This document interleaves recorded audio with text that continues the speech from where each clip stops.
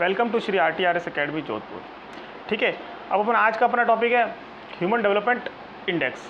Human development index बहुत इंपॉर्टेंट है, तो अपन सीधा बात करते हैं टॉपिक के ऊपर। ठीक है, ये जो मैं आपको रिपोर्ट लिखवा रहा हूँ ये है 2021-22 की।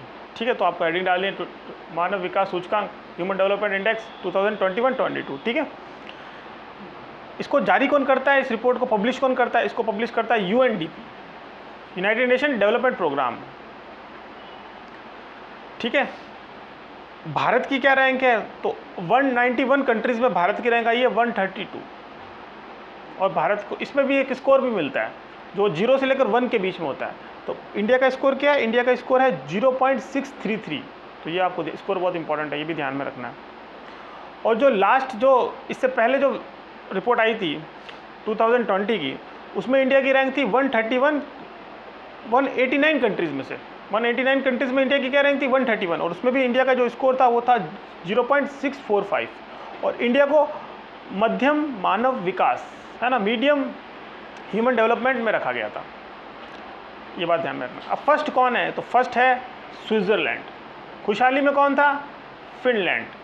इसमें कौन है? स्विट्ज़रलैंड। इसमें सेकंड नंबर पर है नॉर्वे। थर्ड पर कौन है? आइसलैंड। फोर्थ पर कौन है? हांगकांग ब्रैकेट में चाइना। फिफ्थ में कौन है? ऑस्ट्रेलिया। ठीक है, अब इसके जो इस रिपोर्ट में गिरावट आई है, कितने पॉइंट्स की गिरावट आई है? तो 2020 की रिपोर्ट को देखें और 2021 की रिपोर्ट को देखें तो उसमें अपन को गिरावट दिखती है 0.009 पॉइंट्स की। ठीक है, तो ये भी आपको ध्यान में रखना है।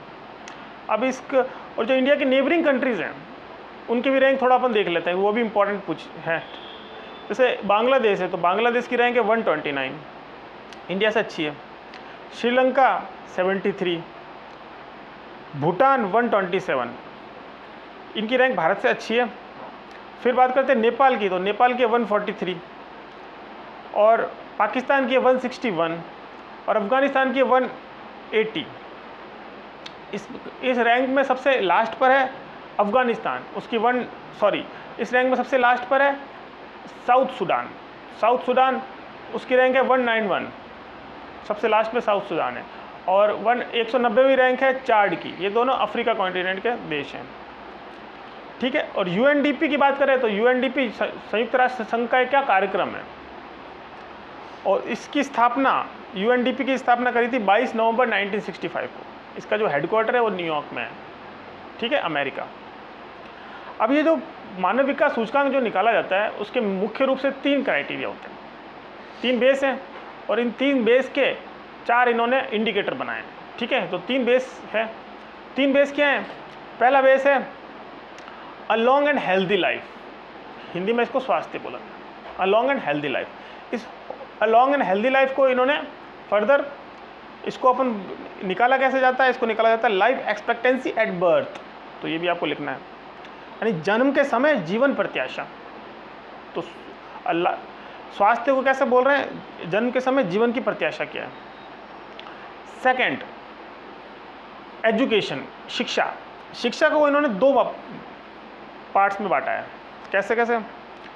स्कूली शिक्षा में अपेक्षित वर्ष, यानी एक्सपेक्टेड ईयर्स ऑफ स्कूलिंग, और दूसरा है स्कूली शिक्षा के औसत वर्ष, यानी मीन ईयर ऑफ स्कूलिंग। तो इस शिक्षा को इन्होंने 2 भागों में बांट दिया। फिर थर्ड को बोला गया है a decent standard of living, यानी लाइफ। इसको इन्होंने कैसे बांटा है? इसको इन्होंने बोला है GNI पर कैपिटा, यानी gross national income per capita, सकल राष्ट्रीय आय प्रति व्यक्ति। ठीक है, तो ये इसका मेन निकालने का प्रोसेस होता है, कैसे निकलता है ये।